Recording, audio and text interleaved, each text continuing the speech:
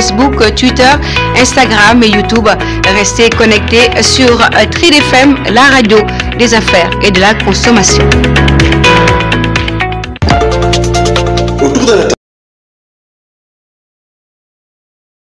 et acteurs de la société civile, emploi des jeunes, entrepreneuriat, environnement, place des femmes, éducation, urbanisation. Autant de thèmes abordés avec nos interlocuteurs. Comment évoluent nos modes de vie et nos sociétés sur Trid FM, la radio des affaires et de la consommation, tous les mardis de 12h à 13h. Autour de la table, donne la parole à tous les acteurs avec des débats, des sensibilisations, des conseils pratiques pour réaliser des projets professionnels. Autour de la table, émission présentée par Seila Bouguenjon sur la radio des affaires et de la consommation à tous les mardis de 12h à 13h.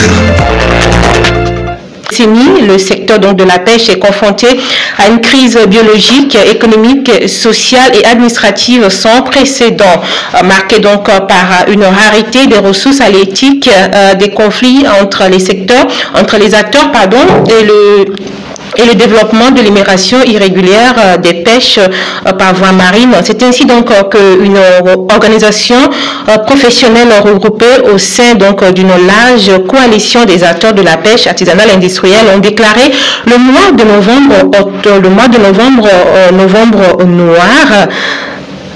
noir donc pour célébrer cette journée mondiale de la pêche dans toutes les régions maritimes du Sénégal avec donc la remise de mémorandum aux autorités administratives.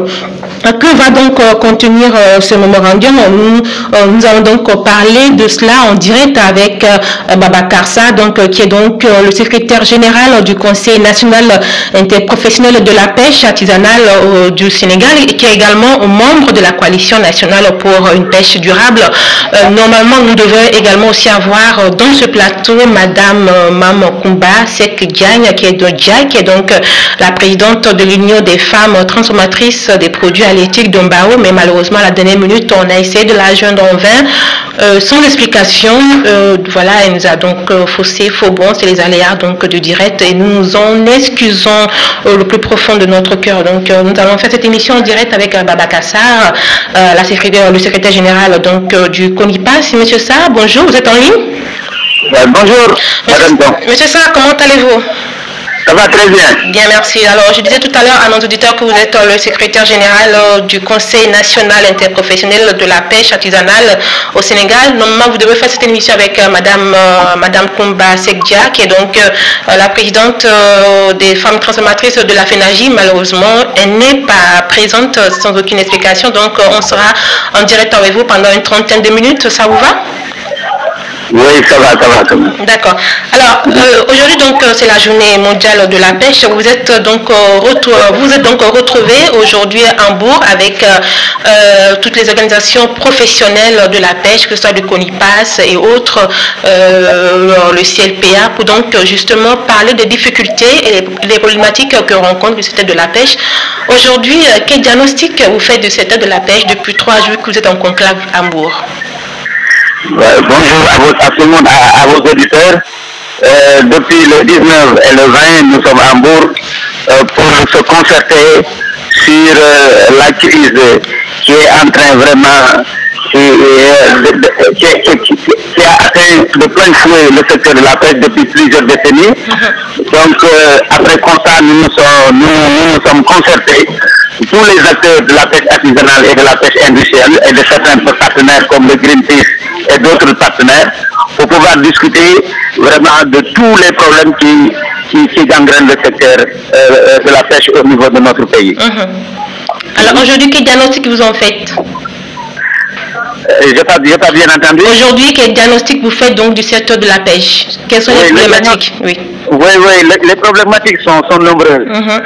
Par rapport à la rareté, la gouvernance de manière globale, la rareté de la ressource, les mauvaises pratiques de pêche, la surpêche qui a entraîné, tous ces facteurs-là qui ont entraîné l'immigration irrégulière, appelée plus particulièrement l'immigration clandestine, parce que depuis quelques mois, c'est pas les pêcheurs qui empruntaient les pirogues, c'était d'autres populations venant de l'intérieur du Sénégal, d'autres personnes qui venaient emprunter les pirogues, mais maintenant c'est les pêcheurs. Pourquoi les pêcheurs? Parce que les pêcheurs ne trouvent plus de poissons dans la mer. Donc nous sommes confrontés à cette problématique. Nous, en tant que coalition et en tant qu'interprofession au niveau du CONIFAS, nous avons eu à interpeller l'État depuis plusieurs années sur les dangers qui guettent le secteur de la pêche.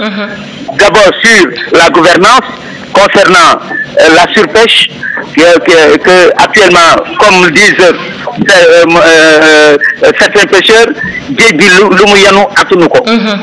donc il faudra que l'État qui est vraiment l'État qui est souverain et qui gère la pêche, parce que la pêche n'est pas une compétence transférée, l'État prenne les dispositions pour pouvoir vraiment discuter, se concerter avec les acteurs, les professionnels, les chercheurs, pour pouvoir vraiment trouver une solution à cette crise vraiment qui est en train de durer, qui est vraiment de durer et qui a entraîné vraiment le phénomène de l'immigration clandestine. Alors, pour une fois, justement, vous êtes regroupés en organisation professionnelle, justement, pour célébrer cette journée mondiale de la pêche. D'habitude, on vous voyait chacun allait de son côté, mais aujourd'hui, vous avez voulu justement aller d'une seule voix. Ça veut dire que vous avez enfin compris l'importance, justement, d'aller unis, d'être ensemble. C'est ça. Pourquoi nous sommes ensemble? C'est parce qu'on a constaté que si chaque organisation célèbre la journée de manière dispersée, vraiment, nous n'aurons pas vraiment l'efficacité qu'il faut. Il faudra parce que nous sommes tous des Sénégalais, donc industriels comme artisanaux, nous avons pris conscience qu'on doit nous réunir, qu'on doit se réunir, se concerter et vraiment proposer quelque chose à l'État sous forme de mémorandum pour dire à l'État voilà ce que nous pensons pour vraiment redresser le secteur de la pêche. C'est pourquoi vraiment nous avons eu, surtout le CONIFAS a eu à sensibiliser l'ensemble de ces acteurs, la pêche industrielle, le GAIPES, l'UPAMES, au niveau de la pêche artisanale, le réseau des CLPA, le réseau des quais de pêche, le réseau des femmes. Il y a une autre organisation de mareyeurs qui est l'UNAMS et une autre organisation de jeunes pêcheurs qui est l'UNAPAS, pour pouvoir vraiment discuter ensemble, poser les problèmes sur la table et maintenant de produire un mémorandum qu'on va maintenant sous peu. D'abord, nous sommes ici à Hambourg en train de le célébrer. Nous allons dans quelques minutes vers la préfecture remettre le mémorandum au préfet et aller maintenant vers Diamniadio au ministère de la Pêche pour remettre ce mémorandum au ministère des Pêches et de l'économie maritime. Vous avez justement choisi de célébrer la journée de la pêche en Bourg. Ça a forcément une signification pour vous? Effectivement, Bourg, c'est une zone extrêmement importante pour la pêche. Actuellement, je suis à la plage. Je suis à la plage, mais il y a énormément de pirogues qui sont hâtées. Vraiment, c'est extraordinaire. Ça a dû quand j'ai demandé au coordinateur des CLPA de Bourg, il m'a dit qu'il y a beaucoup de capitaines de pirogues qui sont partis, en Espagne. Donc, vraiment, ça pose problème. Actuellement, vraiment, il faudra qu'on tire sur la sonnette d'alarme. L'État doit d'abord vraiment prendre conscience de ce phénomène qui est en train de tuer la pêche. Donc, il faudra que nos responsables, vraiment, je ne dis même pas au niveau de l'État, il faut que toute la population sénégalaise sache que la pêche rencontre des difficultés énormes. Donc, il faudra que tout le monde, la population, l'État, les religieux, la société civile, etc., vraiment, qu'on y va ensemble et vraiment qu'on pose le problème sur la table pour pouvoir vraiment essayer de le résoudre. Vous avez justement déclaré le mois de novembre Octobre Noir. Pourquoi justement cette appellation? Oui, cette appellation, parce que d'abord, il y a énormément de décès au niveau au niveau de la mer. Les pirogues qui empruntent la mer pour aller en Espagne, il y a beaucoup de pirogues qui se sont noyées dans la mer. Il y a eu beaucoup de décès. On ne peut pas même les dénombrer. Donc c'est à la responsabilité de l'État de vraiment de venir avec les organisations professionnelles, avec les responsables du ministère, vraiment de trouver des solutions par rapport à ça. Parce que le Sénégal a 718 km de côte. L'État doit sortir les moyens de l'armée, les moyens de la police, les moyens de la marine nationale, pour pouvoir vraiment freiner cette catastrophe qui est en train d'affaiblir le secteur de la pêche et d'affaiblir l'économie même de la pêche et l'économie de manière globale, l'économie sénégalaise. Parce qu'actuellement, si ce phénomène continue, nous serons presque la pêche sera déclarée morte. C'est pourquoi nous, quand on a constaté ça, on s'est dit qu'on va célébrer ce mois de septembre noir, et on va le célébrer de manière solennelle pour sensibiliser l'État, les populations, pour qu'ils prennent conscience qu'il y a un énorme danger qui guette la pêche.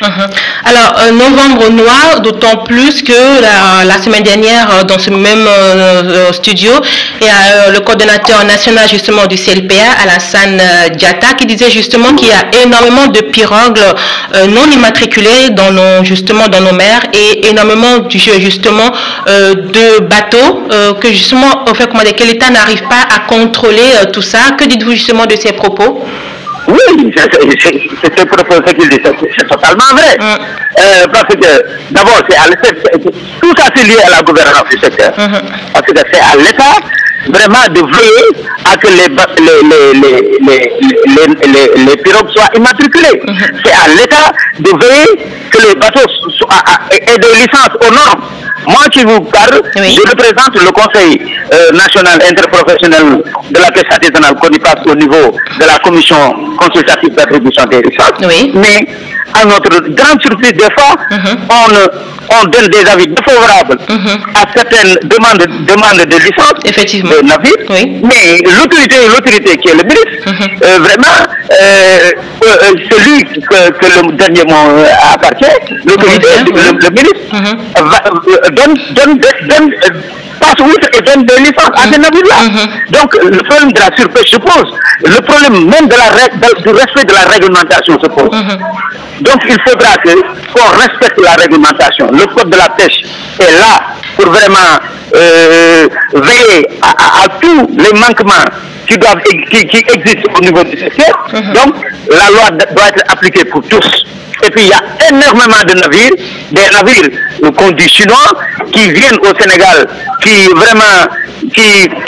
portent le manteau de bateaux sénégalisés, mais avec des Sénégalais vraiment qui n'ont pas pris conscience que la mer, actuellement, ne peut plus recevoir de bateaux, parce que actuellement, il y a énormément de pirogues et de bateaux au niveau dans la mer, donc il y a une surpêche. Et même au niveau du COPAS de la FAO, ils ont alerté pendant plusieurs années que les stocks diminuent de plus en plus.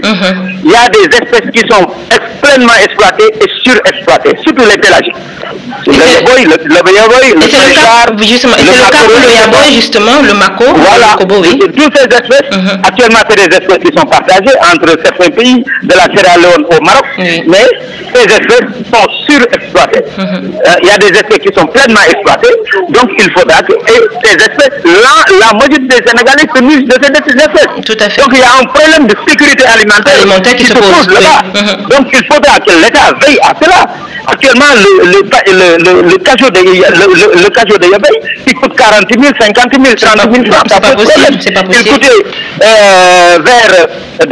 il y a quelques années, il ne coûtait que 12 000, 3 000 francs.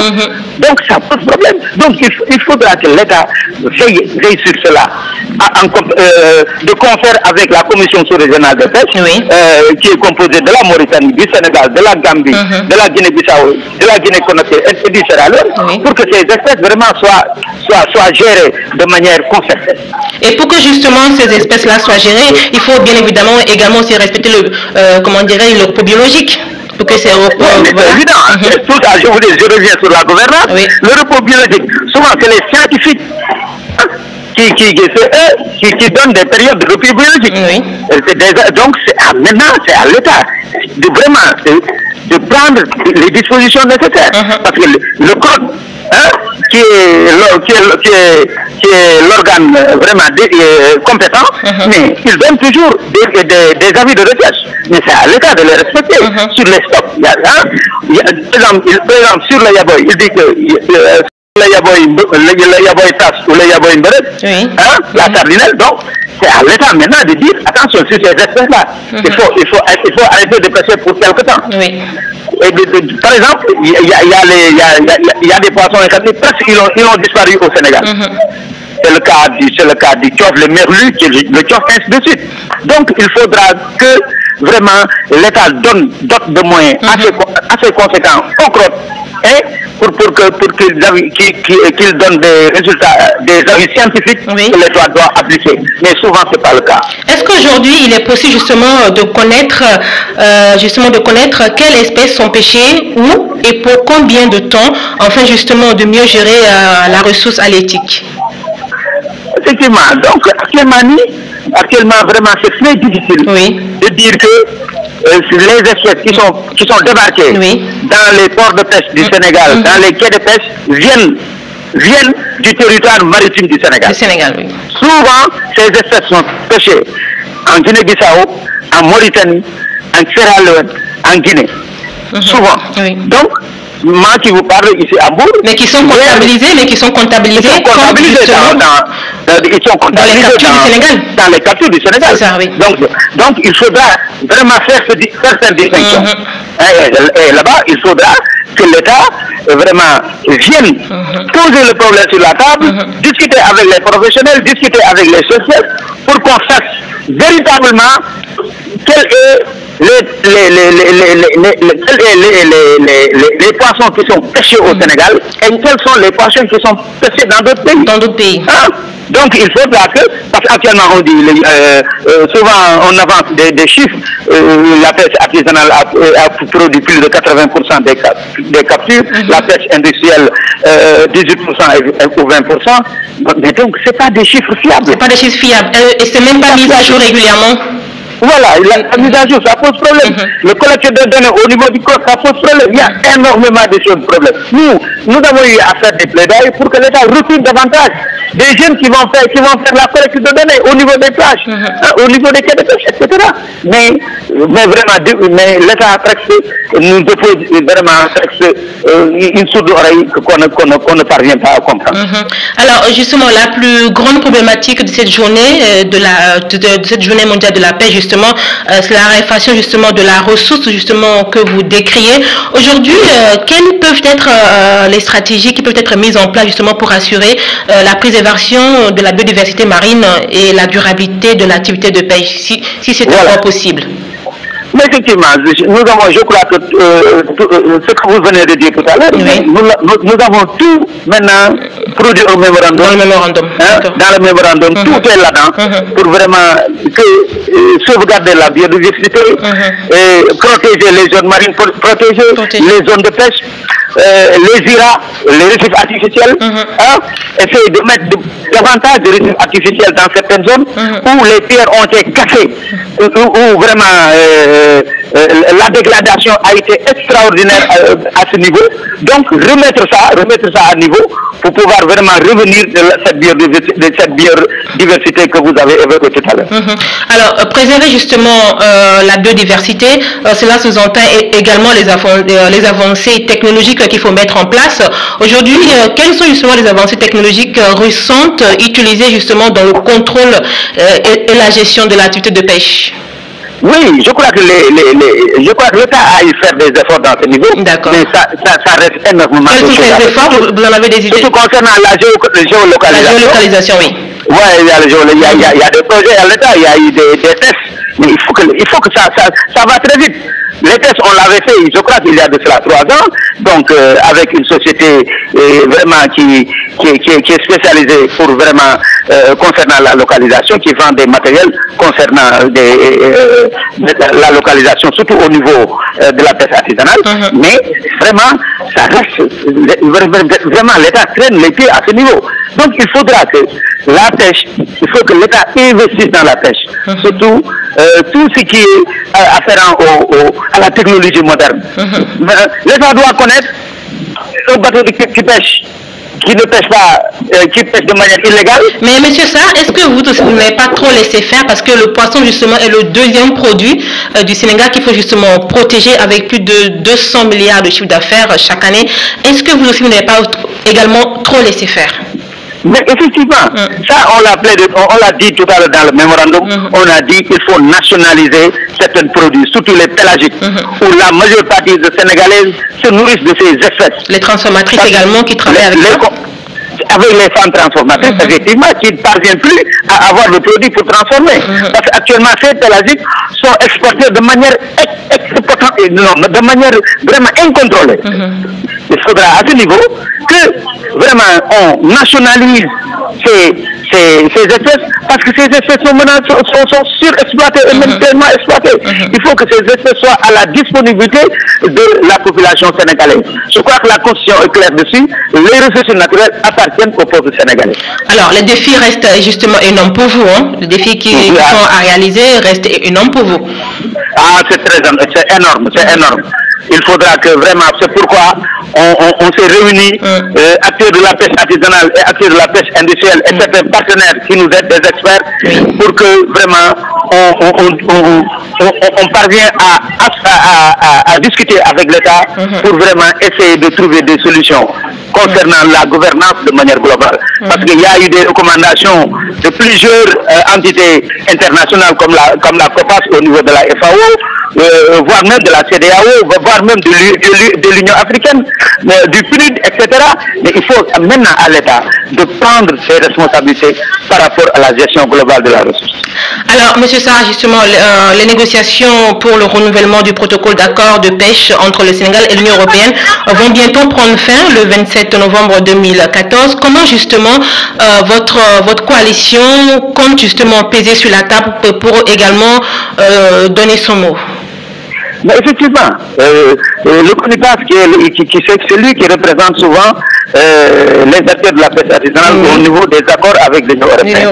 Mais on a toujours dit que dans certaines espèces, surtout actuellement, le Sénégal a signé des accords sur le thon. Et un autre accord, une pêche expérimentale sur une autre espèce concernant le merlu qu'on appelle banane, le merlu. Donc, nous en tout cas, nous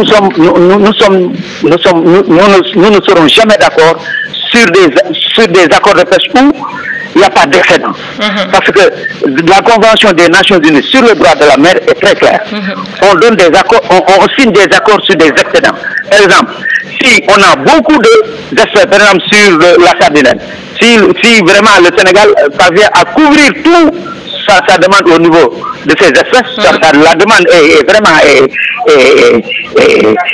plutôt la demande on parvient à couvrir cette demande, mais sur l'excédent on peut signer des accords.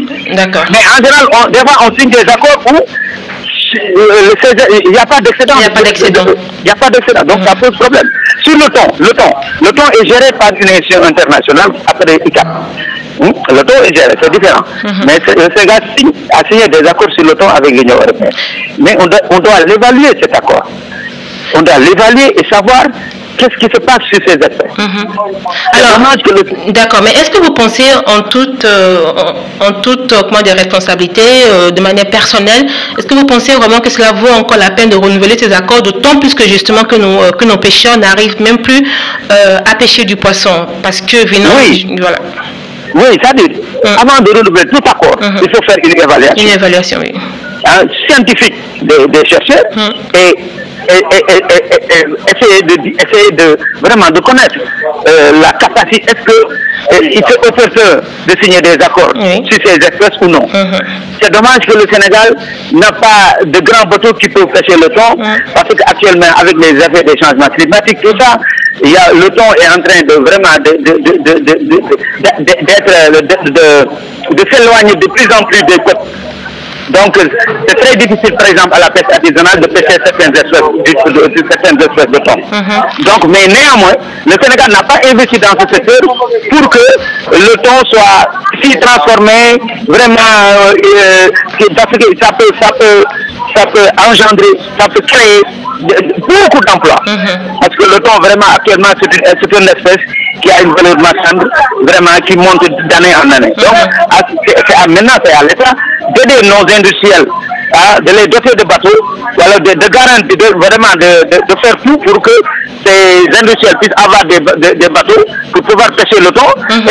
Et pendant ce moment, le Sénégal ne trouve plus d'intérêt à signer des accords avec l'Union européenne. Très bien. Alors, M. Sarr, justement, comment est-ce que vous pouvez comprendre que le pot de thon, justement, qui coûtait 600 francs il y a de cela un an, aujourd'hui coûte jusqu'à 2000 francs, pardon, alors que le thon, il est petit dans nos eaux? Oui, actuellement, le problème revient, parce que tout ça, le thon, il y a de cela 15 ans, peut-être plus, mais le thon ne coûtait rien. Mais actuellement, il y a la rareté des autres poissons, comme le tchof, les poissons, les dits nobles. Ces poissons-là, actuellement, on ne les trouve plus presque au Sénégal.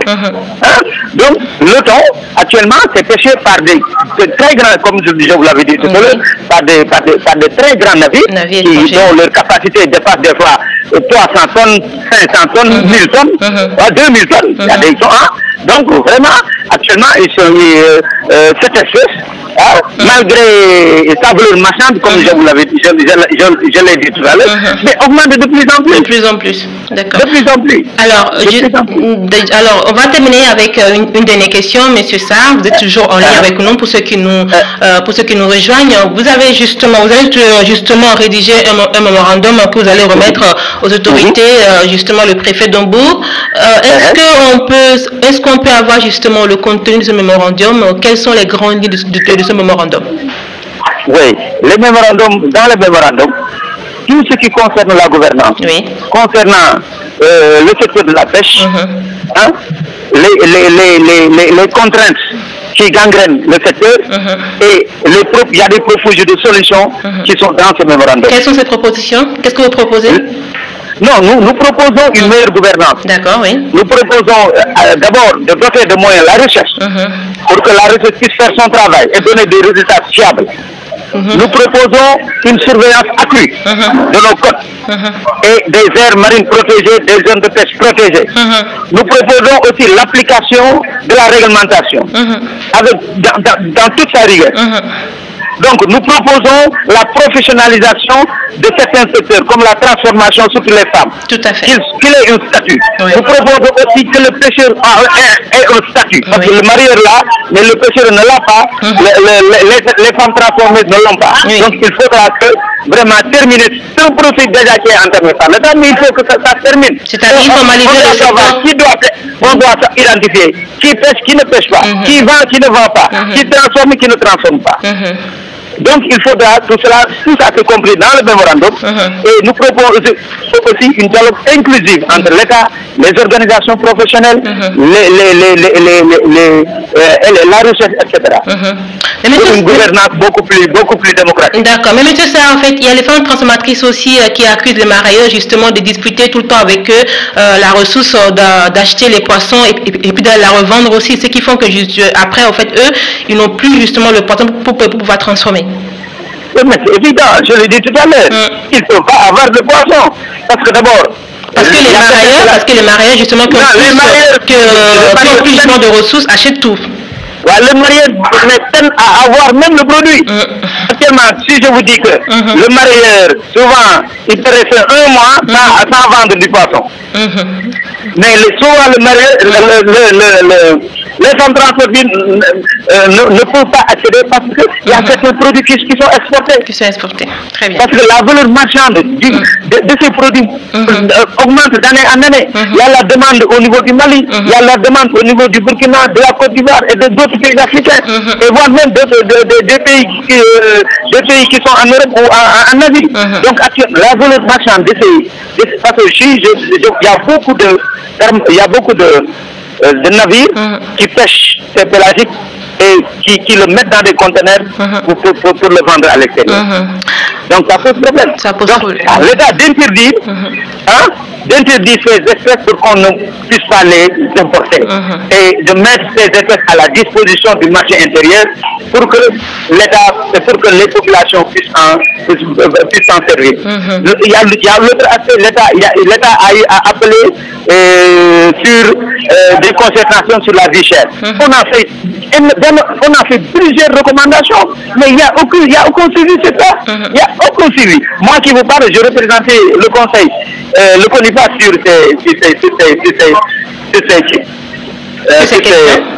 ces questions, mais vraiment, les recommandations qu'on a proposées à l'État ne les a pas mis en œuvre. Donc, ça pose problème. Ça pose problème. Baba Kassar, je vous remercie vraiment d'avoir été en direct depuis Mbour, justement, vous êtes en conclave depuis justement 3 jours, comment dirais-je, avec d'autres organisations professionnelles, justement, une coalition pour la pêche durable. Je rappelle que vous êtes le secrétaire général, oui, c'est ça, le secrétaire général justement du Conseil national interprofessionnel pour la pêche artisanale et également membre de la coalition nationale pour une pêche durable. Je vous remercie d'avoir été en direct avec nous et on vous attend justement dans ce plateau en retour justement de vous pour voir comment... Oui. Je vous remercie de me donner cette opportunité pour que vraiment nous partageons ce qui se passe au niveau de notre secteur. Merci beaucoup. Nous vous souhaitons un bon retour sur Dakar, M. Sarr. Merci. Ok, merci. Alors justement, voilà, nous allons justement continuer cette émission avec justement une dame, elle s'appelle justement Madame Beng Touti Ndiaye, justement, qui est donc membre de l'équipe technique de la FENAGI, une fédération nationale des GIE du Sénégal, qui justement revient sur les problèmes qu'elle rencontre au quotidien, pour avoir la ressource, que ce soit le manque de financement, la raréfaction de la ressource et justement cette concurrence-là qu'elles sont obligées, de faire face tout le temps avec les mareyeurs qui ont justement plus de moyens et qui achètent le poisson et finalement les femmes transformatrices ont tous les problèmes du monde pour avoir le poisson et pour les transformer. Nous allons écouter Madame Touti Beng. Vous savez, comme chaque année et comme d'habitude, la Fédération nationale des GIE des pêcheurs, comme toute autre organisation qui s'active dans le secteur de la pêche artisanale que de la pêche industrielle, en collaboration soit avec l'État ou bien avec les organisations partenaires, organise donc cette journée de la pêche. Donc à l'honneur de tous ceux qui s'activent dans le secteur de la pêche. Donc nous, au niveau de la FENAGI, parfois en partenariat avec des organisations, on organise cette journée-là.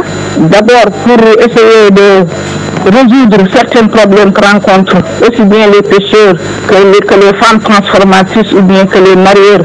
Donc tous ceux qui s'activent au niveau de cette pêche artisanale-là, tous essayer de trouver des solutions par rapport aux problèmes auxquels ils sont confrontés. Alors aujourd'hui justement, quels sont les problèmes que les femmes transformatrices font face aujourd'hui? D'abord, d'une part, il y a le manque de financement. Donc c'est des femmes qui ne font que de la transformation. Mais il y a aussi la rareté des ressources halieutiques. Donc s'il n'y a pas de produits halieutiques, il n'y a pas de transformation. Mais aussi nous avons aussi vraiment la concurrence avec les mareyeurs, mais aussi la concurrence avec ceux qui ont installé des unités de fabrication de farine de poisson. Donc il y a cette concurrence-là entre ceux qui détiennent les unités de fabrication de farine de poisson, entre ceux qui ont des moyens, comme les marailleurs qui achètent ce produit-là, mais aussi entre les femmes, vraiment qui sont lésées et qui n'ont aucun moyen. Alors justement, les femmes sont lésées, vous venez de le dire, il y a la ressource justement qui en manque, mais aujourd'hui vous continuez malgré cela votre travail. Comment est-ce que vous faites justement pour avoir la ressource pour pouvoir continuer à transformer? Donc, vous savez, avec la rareté de la ressource, donc les poissons entre guillemets, les poissons les plus chers, donc sont achetés par les marailleurs. Donc nous, ce qu'on transforme, c'est tout ce qui reste après l'achat, donc des marailleurs, après l'achat vraiment de ceux qui ont les unités de fabrication de farine. Donc ce qui nous reste, c'est peu. Donc on n'a pas cette ressource assez substantielle pour pouvoir faire la transformation. Et on ne fait pas que la transformation des poissons seulement, mais aussi partout ailleurs dans les villes, par exemple, et vraiment vers la Casamance, on transforme tout ce qui est coquillage. Quand je dis coquillage, c'est tout ce qui est arche, c'est tout ce qui est cébium, c'est tout ce qui est huître. Donc quand on n'a pas de poisson, on peut transformer donc les fruits de mer. Et comment est-ce que vous vous organisez entre vous? Pour la transformation, vraiment les femmes se sont bien organisées, vraiment. C'est des unions locales de base, c'est des GIE, donc vraiment des femmes au niveau des communautés de pêche qui disposent vraiment des sites de transformation qui répondent aux normes qualité d'hygiène. Donc l'organisation se fait à la base. Donc concernant surtout les fruits de mer, on sait qu'au niveau de chaque zone, aussi bien du côté des femmes que du côté des services de l'État, à chaque période, nous adoptons ce qu'on appelle la période de repos biologique. Actuellement, cette période de repos biologique vient de finir et que vraiment les femmes ont démarré vraiment tout ce qui est exploitation de produits de mer. Mais s'il s'agit de produits comme le poisson, vraiment je dis que maintenant c'est rare même de voir des femmes d'avoir vraiment de quoi transformer. Donc les poissons séchés se font rares. Même au niveau du marché, on ne trouve pas vraiment le bon poisson à acheter. Tout à fait. Et à consommer. Tout à fait. Alors aujourd'hui c'est la journée mondiale justement de la pêche. Si vous avez justement un message à lancer à nos autorités, vous êtes dans la transformation, vous n'arrivez pas justement à avoir la ressource pour transformer. Si vous avez un message à lancer à nos autorités, vous avez la parole. Vraiment qu'on nous aide vraiment à disposer de cette ressource et peut-être aussi penser aussi à réduire donc les licences octroyées aux grandes Européens, je veux dire, donc ce sont les grandes navires, réduire aussi la pression sur la mer.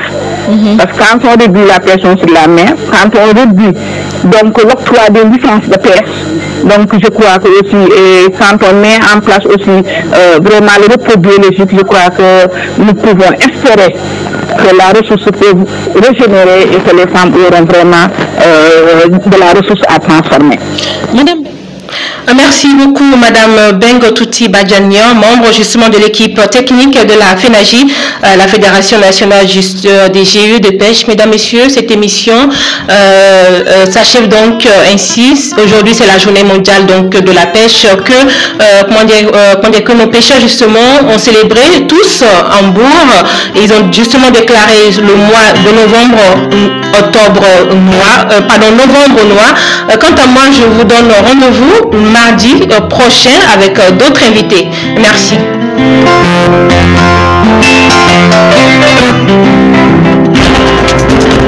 La table rassemble autour des sujets d'actualité à citoyens et acteurs de la société civile, emploi des jeunes, entrepreneuriat, environnement, place des femmes, éducation, urbanisation.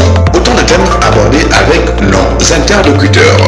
Comment évoluent nos modes de vie et nos sociétés sur Trade FM, la radio des affaires et de la consommation, tous les mardis de 12h à 13h.